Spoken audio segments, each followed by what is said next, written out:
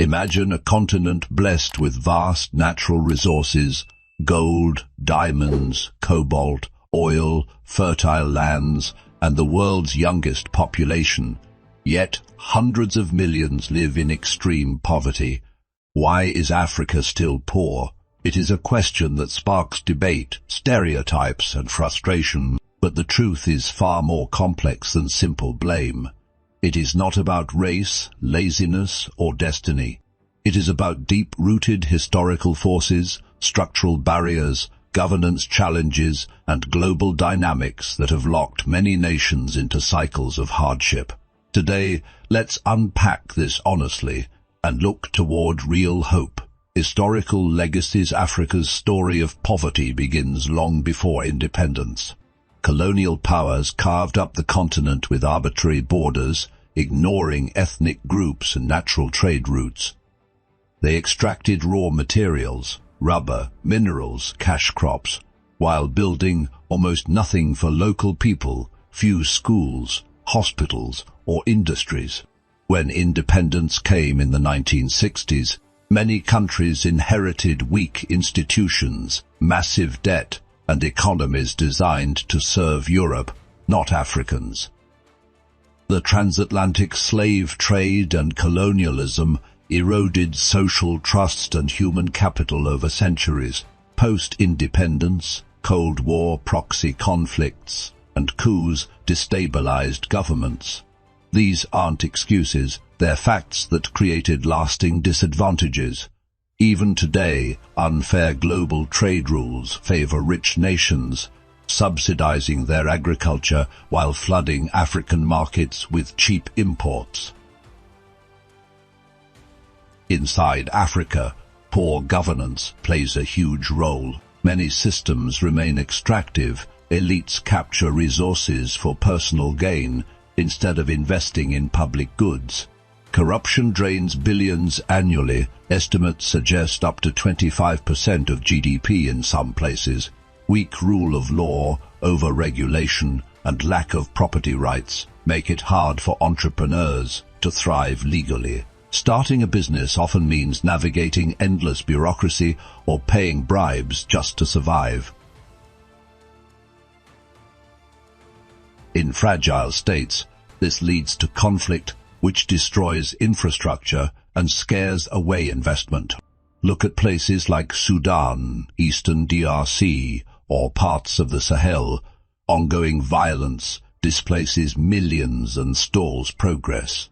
But it is not universal. Countries with stronger institutions, like Botswana, which escaped the resource curse through smart mining management, show what is possible when incentives align. Africa's population is exploding, projected to double by 2050 with high fertility rates and a massive youth bulge. Millions enter the job market each year, but formal jobs are scarce. Most work in low-productivity subsistence farming, where climate shocks like droughts hit hard. Many economies depend on commodity, exports, oil, minerals, cocoa vulnerable to global price swings. The resource curse often means currency overvaluation, hurts other sectors, and rents fuel corruption instead of diversification. Agriculture, employing most poor people, suffers from poor roads, limited irrigation, and lack of markets. Rapid, often informal urbanization adds pressure without enough productive jobs. Power outages, bad roads, and poor ports raise costs dramatically for businesses. Education and health lag. Many children leave school early, diseases like malaria persist, and gender gaps limit women's potential. Debt burdens, worsened by recent shocks like COVID and high interest rates, force governments to spend more on repayments than on schools or hospitals. Climate change hits rain-fed farming hardest, while aid is declining and unfair trade rules persist.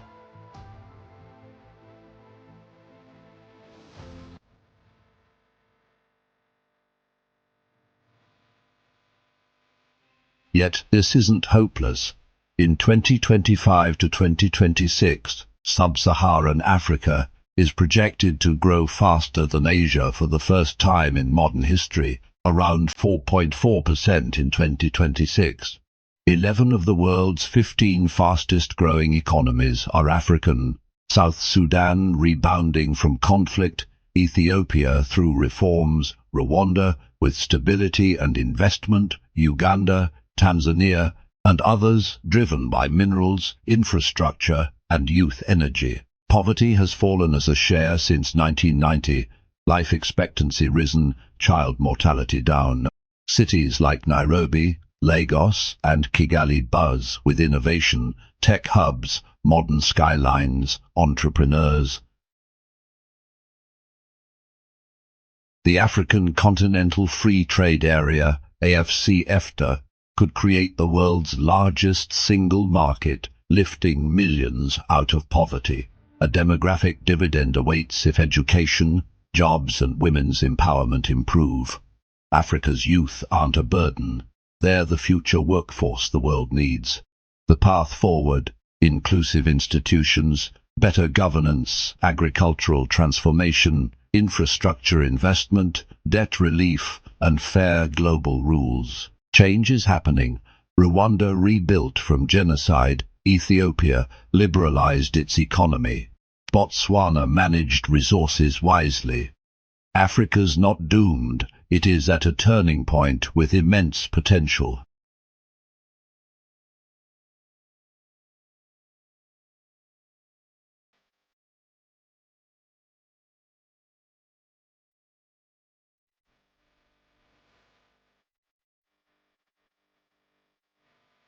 If stories of resilience, real challenges, and Africa's rising momentum inspire you, if you want deeper dives into global issues, development successes, and the human side of progress, hit that subscribe button right now. Join our community for weekly videos unpacking the world as it is, not as headlines paint it.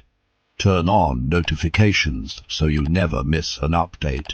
Your support helps amplify these important narratives. Subscribe today, like if this resonated, and drop a comment. What is one change you believe could transform Africa?